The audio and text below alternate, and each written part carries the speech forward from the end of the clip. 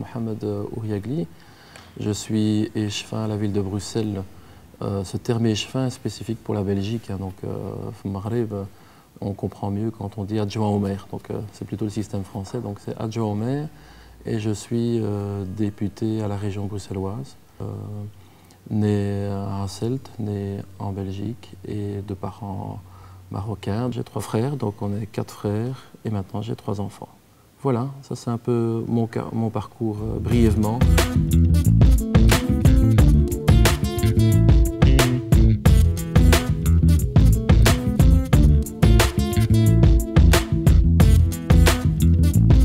Bon, maintenant, en politique, comment je me suis retrouvé là-dedans, c'est un peu par hasard. Pendant mes études, j'accompagnais des copains de classe qui habitaient à Molenbeek. Moi, j'habitais à Bruxelles, plus précisément à Laken. J'allais les accompagner dans une maison de jeunes où très vite les jeunes souhaitaient que je puisse les représenter dans le conseil d'administration. Donc à ce moment-là, j'ai été tout jeune vice-président d'une association, d'une maison de jeunes.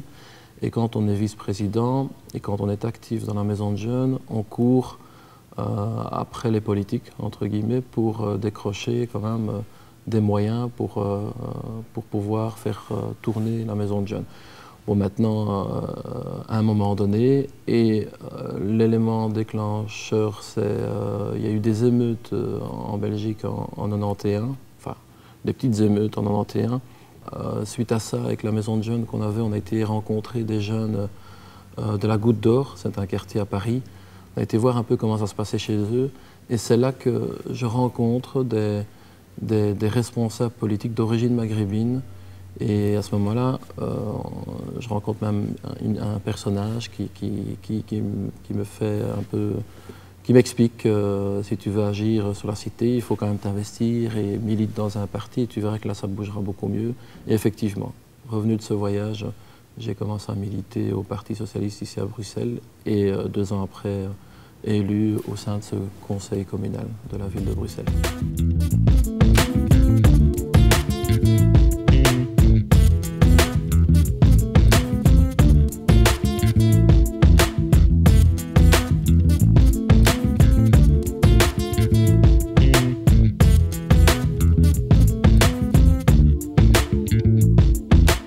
Est-ce que le fait d'être belge d'origine maghrébine, est-ce que c'est un plus dans ma carrière politique ou pas?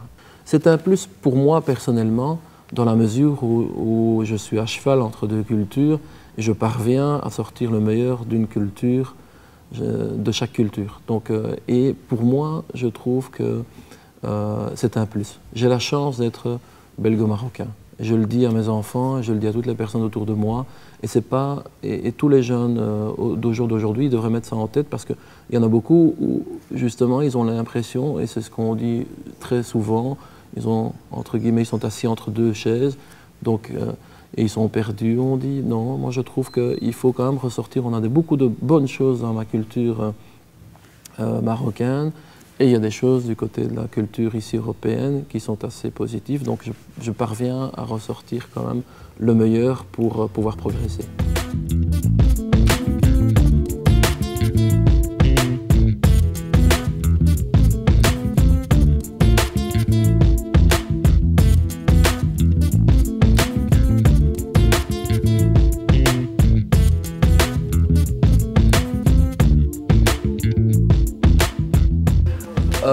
Donc mon père, il s'appelle Ouriagli. Donc la région c'est Bni Ouriagl, c'est dans le Rif, près de l'Husseima. Donc ça c'est l'origine de mon papa, et ma maman c'est une Senhajia, on appelle ça, les Marocains connaissent un peu où ça se trouve. C'est plutôt, c'est dans les montagnes entre le Rif et Tanger, Senhaja ça s'appelle, donc elle est originaire de là. Mais ils ont tous les deux, comme j'avais dit là tout à l'heure, ils ont immigré à Tanger. Le Maroc d'aujourd'hui a réellement changé. Tout le monde reconnaît qu'il y a des investissements immenses en matière d'infrastructures, autoroutes et tout ça. Tout le monde est très heureux. Il y a une évolution de ce pays quand on compare par rapport à tout l'Afrique. Je ne m'arrêterai pas qu'au Maghreb. J'ai un collègue d'origine africaine à la ville. On est parti avec une délégation à Bruxelles rencontrer des autorités au Maroc. Il a ouvert des yeux comme ça en voyant nos infrastructures et compagnie. Donc c'est fabuleux.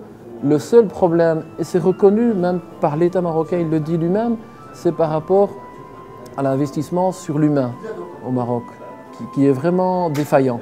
Donc là, il va falloir vraiment investir sur l'humain et pour quelques générations, hein. Donc c'est dans l'éducation et des choses comme ça. Donc là, on est encore en retrait et ça, c'est dommage. Et je crois que c'est en bonne voie. Donc il y a des choses positives qui se passent en tout cas.